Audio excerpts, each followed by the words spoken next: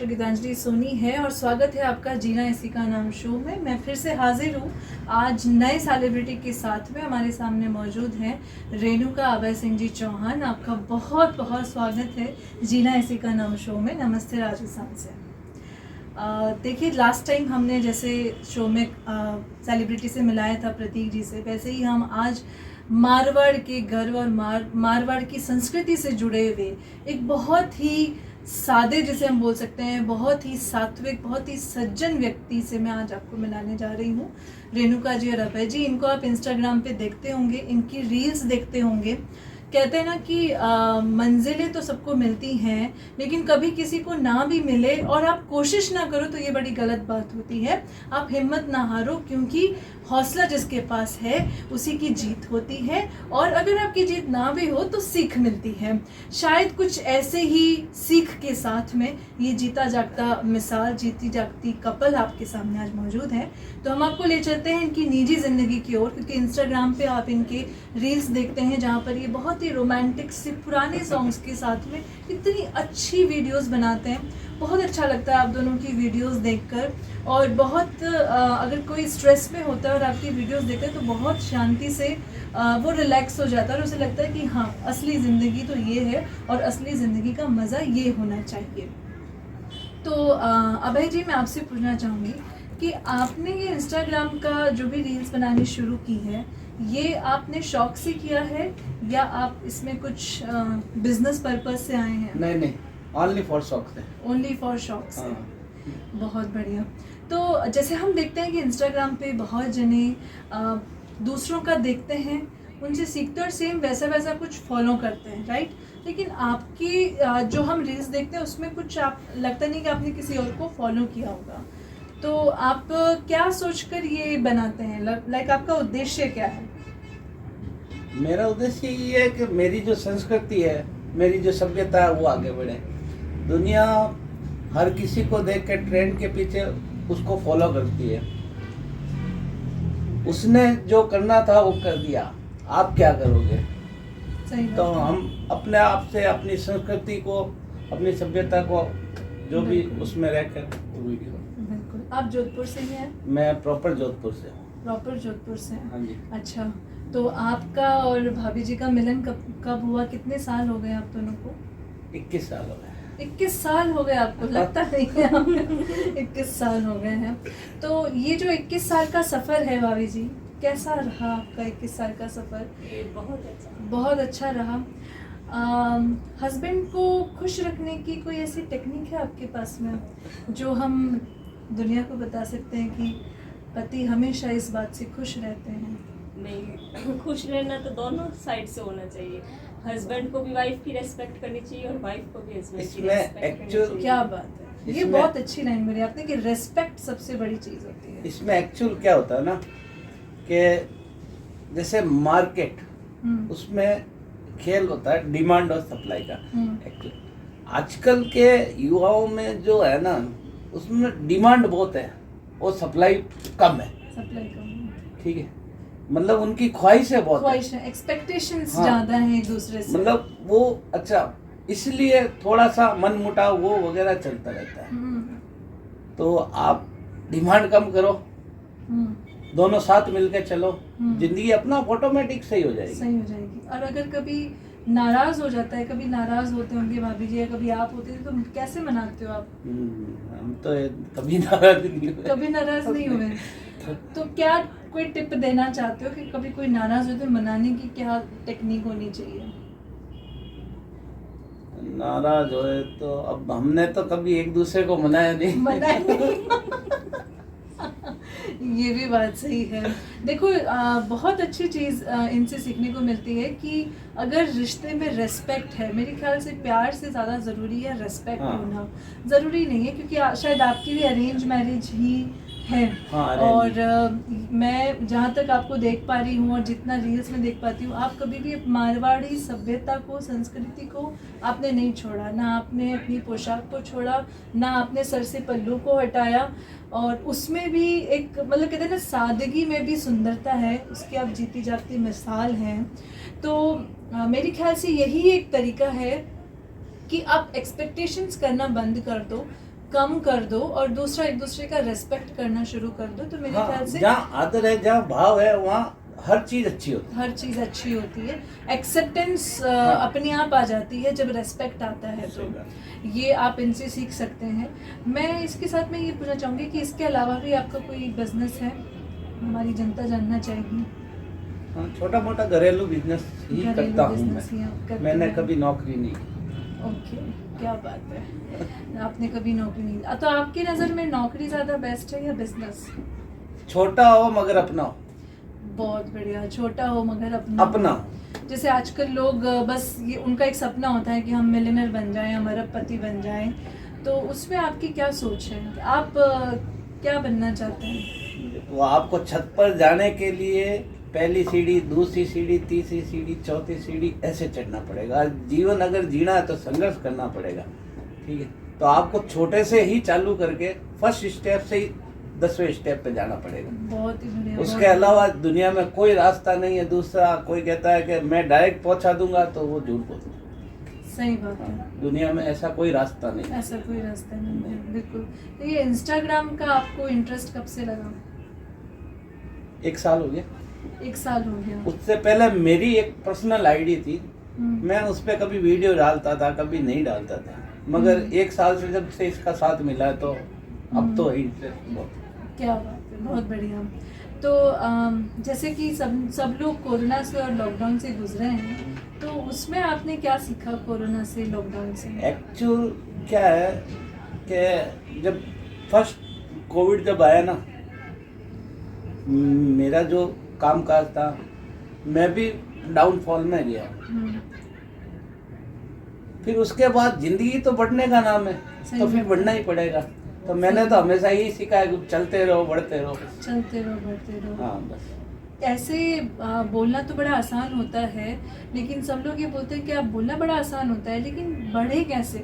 Tensions जो होती है हम लोगों को, जैसे किसी को बिजनेस का लॉस लग जाता है, कोई प्रॉब्लम आ जाती है, जैसे कोरोना से काफ़ी लोगों को बड़ा नुकसान हुआ है, भारी नुकसान हुआ है।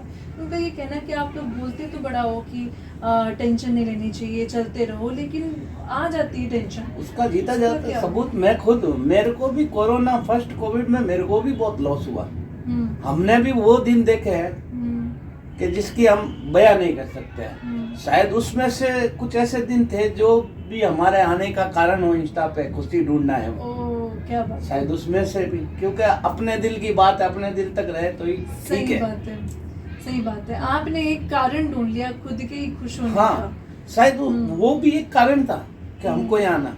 फिर भी हम चलते रहे तो मंजिल मिलती रही। तो पॉइंट टू बी नोटेड दोस्तों, आप लोग दुखी होने का कारण तो ढूंढते रहते हैं, लेकिन सुखी होने का कारण नहीं ढूंढते हैं। जिस दिन आप ये ढूंढना शुरू कर दोगे ना कि किस कारण से कोई ना कोई ऐसा पॉइंट मिल जाए जिससे मैं खुश हो जाऊं, छोटी छोटी चीज़ों में अपनी खुशियां ढूंढ लोगे, तो शायद परेशानियां कम हो जाएंगी। आजकल के लोग हमेशा शिकायत करते जी। हैं। मैं सभी से यही कहना चाहूंगा कि आप शिकायत मत करो। जी, आपकी किस्मत में भी कुछ ना कुछ लिखा हुआ, मगर आपको वहां तक पहुंचना पड़ेगा। आप बिल्कुल। शिकायत मत करो कि मेरे पास ये नहीं, वो नहीं है। जो है वो है। अगर और कुछ चाहिए तो वहां तक जाना पड़ेगा आपको। सही बात है, हाँ। सही बात है। आपके जो इंस्टाग्राम पे जब से आपके इतने अच्छे फॉलोअर्स हुए हैं, आपकी इतनी अच्छी रील्स बनना शुरू हुई है, तो यकीनन बहुत से लोगों के आपको मैसेज भी आते होंगे। अरे किसी को कुछ- आप रिप्लाई कर पाते होंगे, किसी को आप नहीं कर पाते होंगे, कुछ फैंस भी होंगे आपके, और कुछ ऐसे ही परेशान करने वाले होंगे। तो उसको आप कैसे मैनेज करते हो? एक्चुअल क्या है कि देखो, जब तक कोशिश है तो हम तो यही चाहते हैं कि हर किसी का जवाब दे पाए। मगर हो सकता है कोई कारणवश हम किसी का जवाब नहीं दे पा।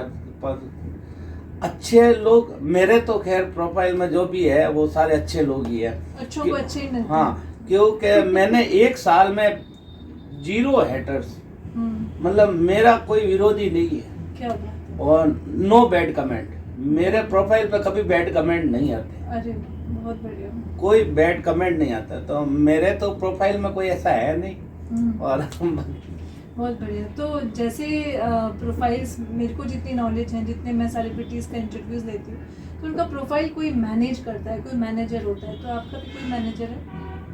मेरा मैनेजर आप मेरे मैनेजर कह दो, चाहे मेरे को जो मोटिवेशन देने वाला कह दो, चाहे कुछ भी कह दो, वो मेरी बच्ची है भूमिका। क्या बात है। तो भूमिका आपकी बेटी है हाँ। जो आपका सारा ये मैनेजमेंट देखती है। हाँ, सारा टोटल। बहुत बढ़िया, बहुत उसको बढ़िया। मतलब मैनेजर कह दो, कैमरामैन कह दो, प्रोड्यूसर कह दो, डायरेक्टर कह दो, कुछ भी कह दो। जो क्या आप- बात है।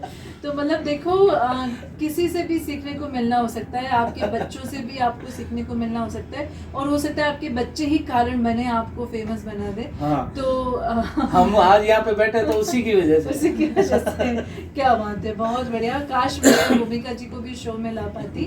तो मेरी तरफ से भूमिका जी को बहुत बहुत कॉन्ग्रेचुलेशंस, और उनको आगे होने वाली फ्यूचर के लिए ढेर सारी शुभकामनाएं कि वो खुद अपनी ज़िंदगी में बहुत आगे बढ़े, और जैसा जिस तरीके से आपको फेमस किया है वो अब इसको कॉमर्शियली यूज़ करके और औरों को भी फेमस कर सकती है। ऐसी हमारी शुभकामनाएं उनके साथ में है।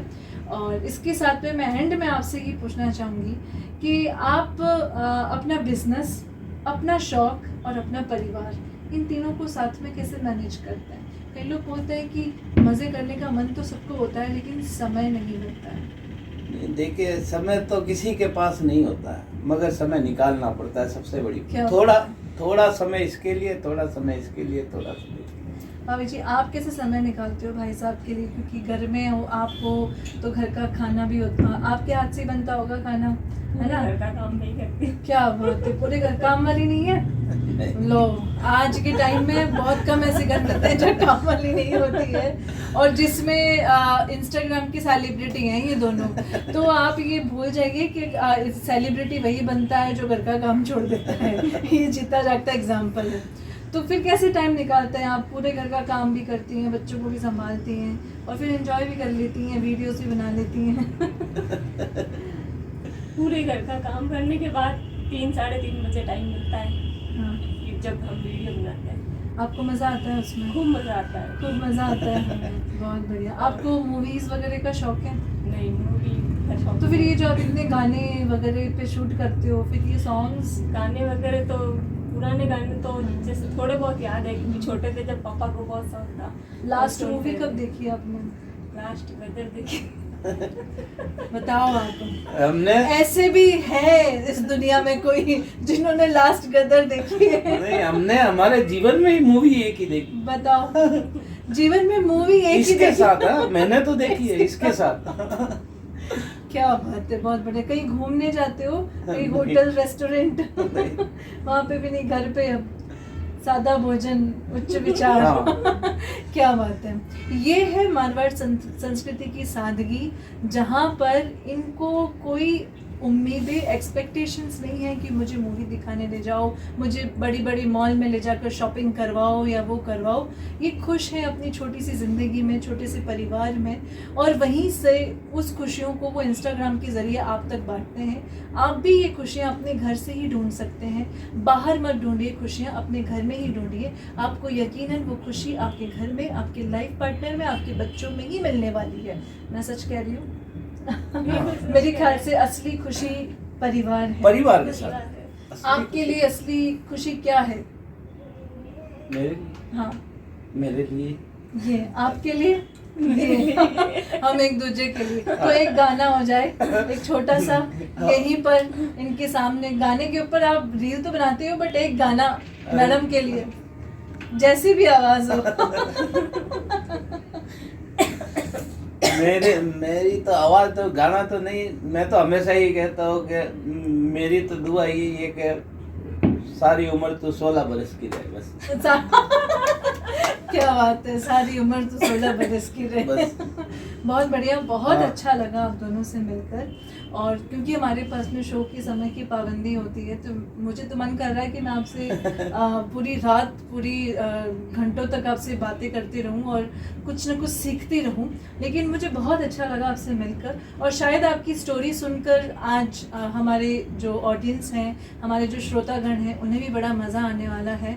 ये आपको पहला ऐसा कपल मिलेगा इस शो के ऊपर जिसको हमने बहुत ही सादगी से देखा है, और बहुत ही सादगी के साथ में इन्होंने आपको आंसर दिए हैं और ये सिखाया है कि जीवन की असली कला क्या है।